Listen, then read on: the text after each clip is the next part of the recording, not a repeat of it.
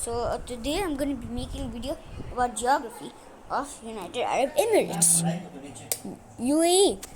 So basically in this video I'm going to show all geographies about UAE.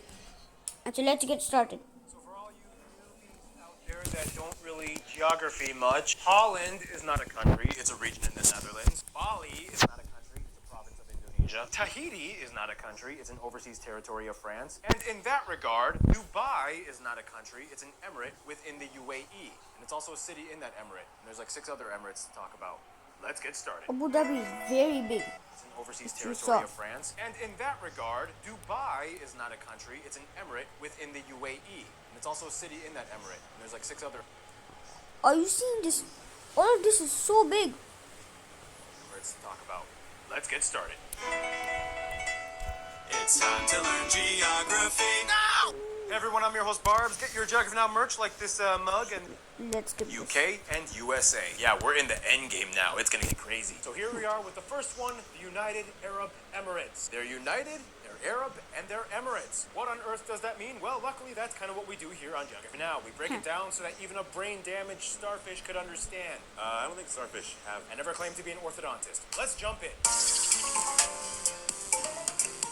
Political Since the geography. beginning of the 21st century, the UAE has become a global phenomenon hotspot. Long story short, they went from this to this, all within about 2 decades. But first, let's see where everything kind of lies geographically. Shouts we? First of all, the country is located on the eastern end of the Arabian Peninsula bordering Oman and Saudi Arabia with coastal borders on the Gulf of Oman, the Strait of Hormuz choke point, and this big body of water, which depending on who you ask, Iranians will call it the Persian Gulf, Arabs will call it the Arabian Gulf. I don't have time for the semantics, you guys battle it out in the comments. Anyway, the country's capital is Abu Dhabi, and the country is divided administratively into 7 emirates, each with a capital that corresponds to the emirate's name. Abu Dhabi is the largest emirate land-wise and alone accounts for 87% of the entire country's landmass and produces about 2/3 of the entire country's economy. Nonetheless, the emirate of Dubai is the most populous and also holds the largest and busiest shipping port, Jebel Ali, and the busiest airport, Dubai International. The second and third largest airports are Abu Dhabi and Sharjah International. As of 2023, Dubai International is the busiest airport in the world in terms of international passenger traffic, serving over 86 million passengers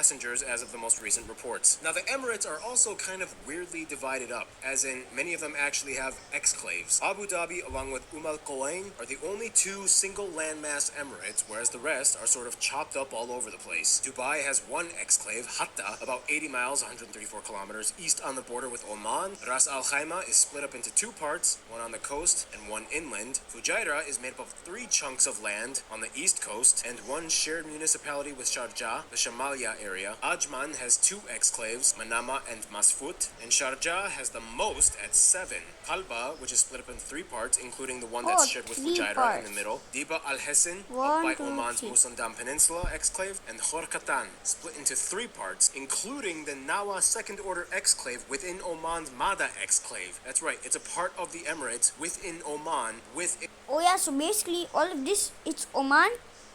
But yeah, in the mother Oman, it's a part of Oman, but it's completely surrounded by the UAE, United Arab Emirates. And inside the exclave of Oman, it's the United Arab Emirates, a small part. Crazy, right? Side note number 1, the UAE has over 200 That's what islands they're on its saying. coast, most in the Abu Dhabi Emirate. In fact, the capital, Abu Dhabi, is on a bunch of islands. Side note number 2, we don't have a lot of time to dive into the history, but there was a time when the areas of what are now the UAE fell under the influence of the Portuguese and the Dutch. Side note number 3, I actually went to the Madha Nawa exclaves when I was invited to Abu Dhabi for the VidCon event. I randomly met that dude that hosted Serbia's version of Who Wants to Be a Millionaire, and he was also a fan of Geography Now, and he let me borrow his car so that I could drive me and my mom into these areas. Thank you so much, Yvonne. But on that side note, look, Dubai, you are fun and flashy, not gonna lie, you look really cool, but driving in your city is a nightmare. Road exits can be super narrow and confusing. Everything forks off and forks off of the forks randomly. And like if you miss an exit, you practically have to go like all the way to Saudi Arabia before you can even do a U-turn. Like, I don't know about the rest of the Emirates, but I absolutely hated driving in Dubai. I have to be honest. In any case, you're probably wondering about the Madha Nawa exclaves and why on earth it's demarcated that way. Well, in the 50s, when the UAE was under the Trucial States as a protector of the British,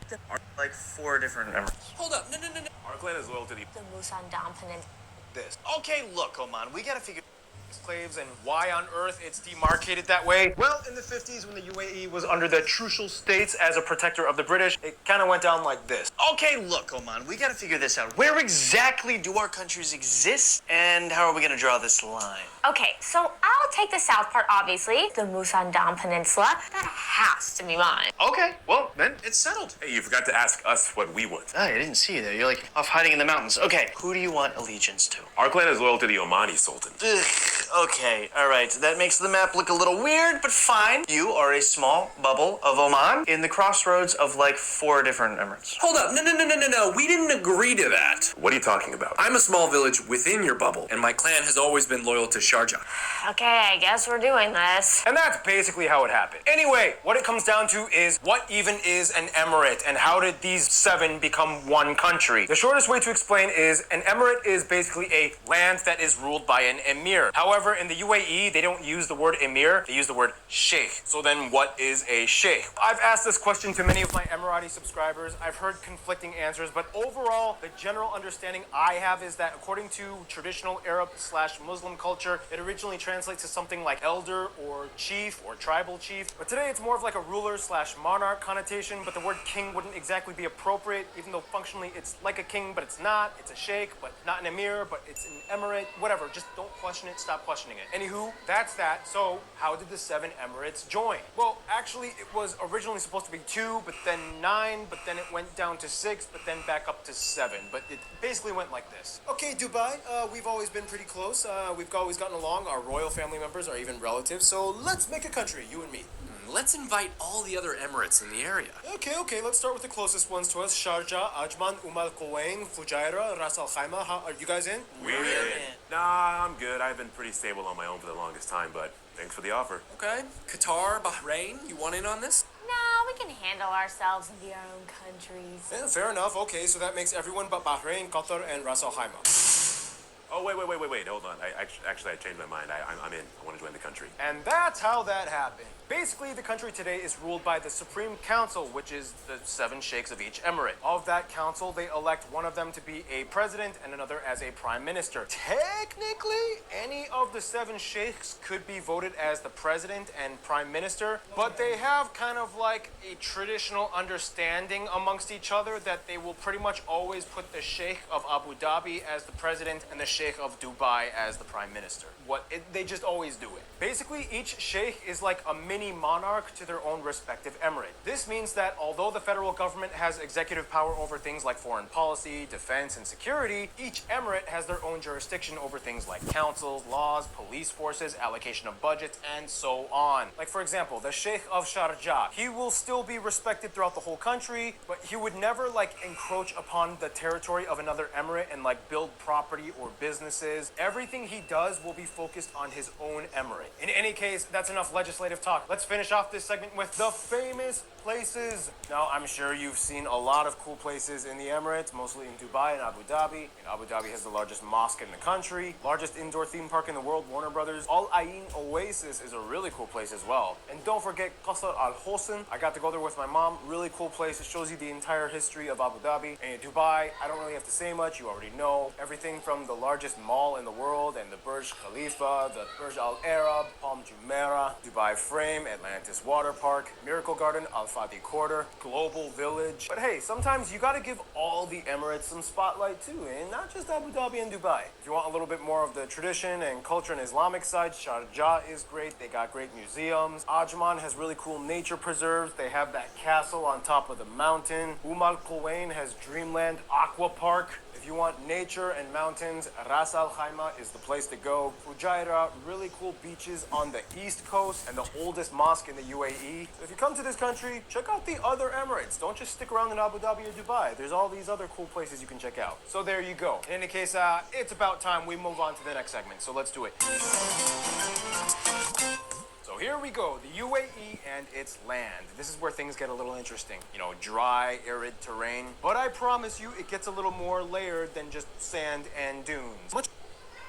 Okay, so guys, unfortunately I can't continue the video. I have to go outside somewhere because you know it's Sunday here in Mozambique. So yeah, I have to go. Bye. See you guys next time. I'm still gonna continue the video of United Arab Emirates. Bye.